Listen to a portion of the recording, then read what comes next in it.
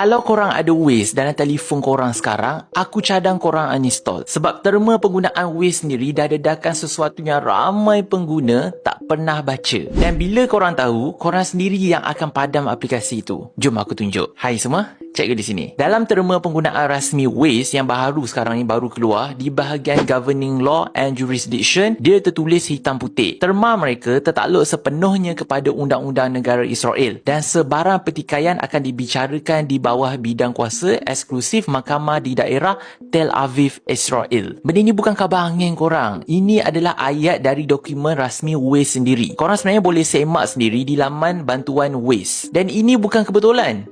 Waze memang aplikasi yang berasal dari Israel. Ia ditubuhkan pada 2006 oleh sekumpulan bekas anggota tentera Israel. Walaupun Google dah beli Waze pada 2013, ibu pejabat dan pasukan utamanya masih beroperasi di Tel Aviv sehinggalah hari ini. Maknanya, setiap kali korang guna Waze, korang tengah menyokong dan menggemukkan sebuah syarikat yang berpangkalan dan tertakluk undang-undang Israel. Sekarang ni, kenapa ini penting untuk kita? Sebab dalam keadaan apa yang berlaku di Gaza, keganasan, pembunuhan, penderitaan rakyat Palestin, ramai rakyat Malaysia dah buat keputusan untuk boikot dah produk dan syarikat yang ada kaitan dengan Israel ni. Jadi ini bukan sekadar sentimen saja. Ini sebenarnya adalah salah satu cara kita sebagai pengguna biasa yang guna kuasa kita, setiap ringgit kita, setiap klik, setiap periklanan yang kita elak. Itu satu bentuk suara. Dan Waze, dia buat duit melalui iklan yang muncul dalam aplikasi mereka semasa kita gunakan. Jadi bila korang berhenti guna, korang sebenarnya berhenti menyumbang pada pendapatan mereka juga. Dan berita baiknya, korang tak rugi apa-apa pun sebenarnya. And ada banyak lagi alternatif yang sama bagus juga. Malah lebih menjaga privasi korang. Contohnya, kita ada Google Maps untuk navigasi harian. Atau kalau korang nak yang betul-betul bebas dan tak simpan data peribadi korang, korang boleh cuba aplikasi yang berasaskan peta terbuka seperti OpenStreetMap